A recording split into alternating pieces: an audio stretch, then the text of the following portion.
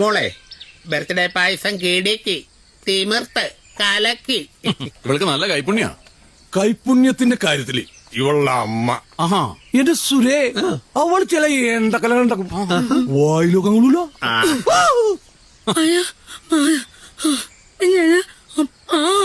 എന്താ എന്താ നീ പറഞ്ഞത്? അടുത്ത പിറന്നാൾ നമുക്ക് അനിയെ കെട്ടിച്ചു വിടണമെന്നല്ലേ പറഞ്ഞത്?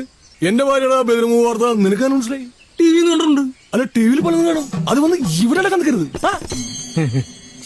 എന്റെ സുരേ ഇവളുടെ മനസ്സിൽ ഇപ്പൊ എന്താണെന്നറിയാമോ? ഇവളുടെ ആങ്ങളുടെ മോനെ കൊണ്ട് എന്റെ മോളെ കെട്ടിക്കാന്നുള്ളതാ. ഏതാ തുണിക്കടയിൽ ജോലി കേൾക്കുന്നവനാ? അവനല്ലേ കുറച്ചു കാലം ജയിലിൽ കിടന്നത്. ഓ അതിലൊന്നും വലിയ കാര്യമില്ല.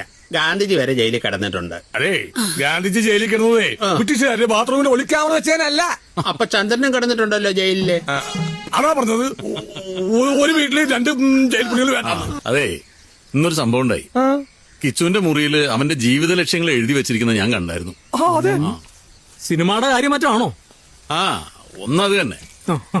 ഏതെങ്കിലും ഒരു സിനിമയിൽ നായകനായിട്ട് അഭിനയിക്കണം. അതിപ്പോ ഉടനെ നടക്കുമല്ലോ. അടുത്ത മാസം ഷൂട്ടിംഗ് തുടങ്ങിയല്ലേ. എപ്പം എടാ അതിന് അഡ്വാൻസ് കിട്ടിയ കാശ് കൊണ്ട് മേടിച്ചെന്ന സാധനം അല്ലടാ നാറി നീ ഇന്നലെ കുടിച്ചത്. അതല്ലേ അടുത്ത എന്താണ്? പിന്നെ സുന്ദരിയായ ഒരു പെണ്ണിനെ പ്രേമിച്ച് കല്യാണം കഴിക്കണം. അവന്റെ അടുത്ത ജീവിത ലക്ഷ്യം വായിച്ചപ്പോ ശരിക്കും എന്റെ കണ്ണ് നിറഞ്ഞതാ.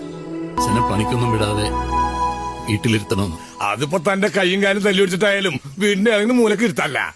അവൻ സ്നേഹമുള്ളവനാ. എന്നാ പിന്നെ ഞാൻ അങ്ങ് ഇറങ്ങുവാ. ആയിക്കോട്ടെ. അതെ നാളെ ചെലവ് എന്റെ വകയാ. എന്റെ ഈ ശശി എന്നുള്ള പേരുണ്ടല്ലോ അത് ഗസറ്റി കൊടുത്ത് അങ്ങ് മാറ്റി.